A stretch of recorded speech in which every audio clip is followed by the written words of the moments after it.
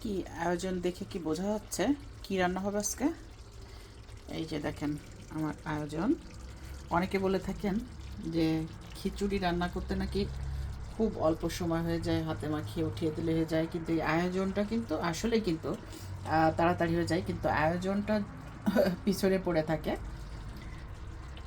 আয়োজন করতে কিন্তু বেশ সময় লাগে। এখন মাখিয়ে উঠিয়ে দিলে একদম 20 মিনিটের মধ্যে অথবা 15 মিনিটের মধ্যে রান্নাটা হয়ে যাবে। তা আজকে চলে আসছি আবার সেই সবজি খিচুড়ি। আমার বরের হচ্ছে ল্যাটকা খিচুড়ি। সে ইদানিং কি পেয়েছে জানি না, এটার মধ্যে কিছু মানে সপ্তাহে 3 দিন তার ল্যাটকা খিচুড়ি খাওয়া লাগতেছে। আজকে বিরিয়ানির প্রস্তাব দিলাম, কিন্তু সে দেখি যে রাজি হচ্ছে না, হচ্ছে ল্যাটকা খিচুড়ি আর মাংস রান্না করো। তো এদিকে মাংস হচ্ছে রান্না, আর এদিকে আবার আমি আয়োজন করে নিয়েছি। তো চলেন দেখে নেওয়া যাক কী কী আছে এখানে। এখানে কিন্তু এই যে কয়েক রকমের সবজি আছে, আলু, গাজর, শালগম, আর এখানে মানে এদেশের শিম, বরবটি শিম। আর এখানে আছে মুগ ডাল, আগে থেকে একটু ভেজে সিদ্ধ করে নিয়েছি, কারণ এই চালটা খুব দ্রুত সিদ্ধ হয়ে যায়, অনেক সময় 15 মিনিটে হয়ে যায়। আর এখানে হচ্ছে ছোলার ডাল আর আস্ত মুগ ডাল। আর এখানে আছে এই যে চাল, কিন্তু খুবই সামান্য, একদম অল্প চাল, 1 পট চাল দিচ্ছি আমি এখানে।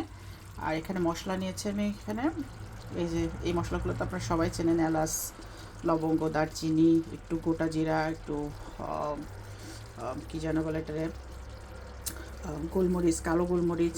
এখানে কিন্তু বিরিয়ানির আসলে সব মশলা আমি নিয়েছি, যার কারণে তার এত পছন্দ এই লাটকা খিচুড়ি। এরপরে কিন্তু আবার আমি তেলেও দেবো, বাগার যেটারে বলেন আপনারা। এখানে পেঁয়াজ, এখানে কাঁচা রসুন কুচি করা, এখানে একটু টমেটো, একটু কাঁচামরিচ।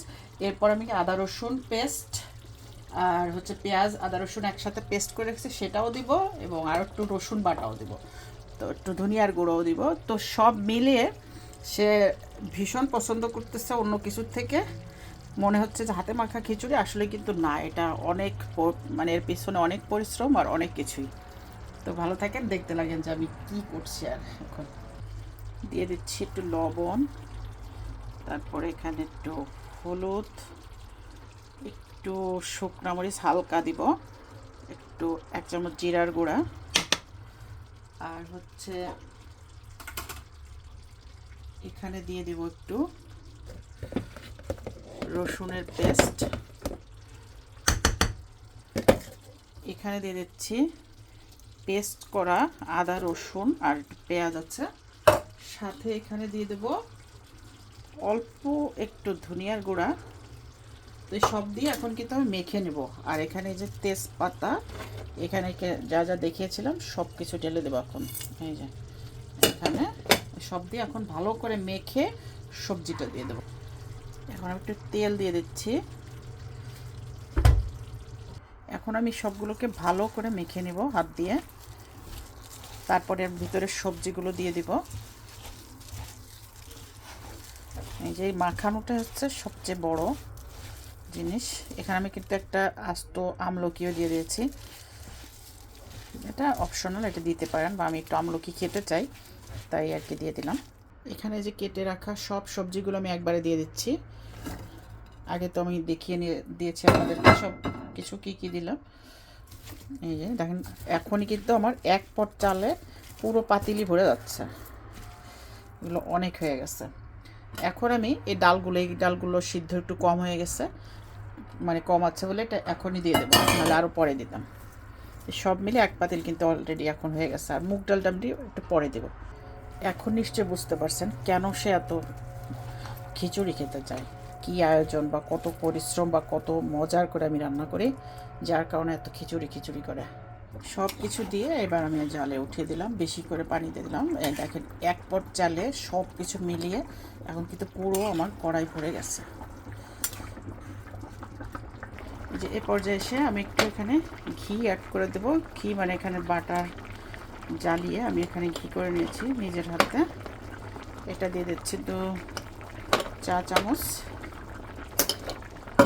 এখন ভালো করে মিক্স করে নিতে হবে। আর এই পর্যায়ে এসে একদম লবণ মানে ঝাল সব কিছু টেস্ট করে নিতে হবে, তাছাড়া কিন্তু আর সময় নেই, পরে কিন্তু অ্যাড করলেও সব কিছুর সাথে মিক্স হবে না ভালো করে। তো আমি এখন দেখে নেব যে লবণ টবণ সব ঠিক আছে কিনা, তারপরে আমি আর বেশি নাড়াচাড়া করব না, কারণ তল লেগে যেতে পারে। পর্যায়ে এখন তেলে দিয়ে দেব, এটা হচ্ছে ফোড়ানির জন্য। এই যে হয়ে গেছে আমার ফোড়ানি, এখন দিয়ে দেবো ভিতরে। এইটা হচ্ছে আসল মজা।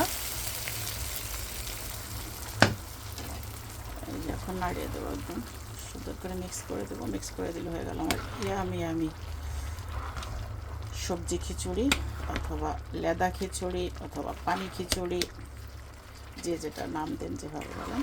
দারুণ মজার খিচুড়ি হয়ে গেল। তো দর্শক ভালো থাকেন, আসসালামু আলাইকুম। এদিকে আমার মাংস রেডি।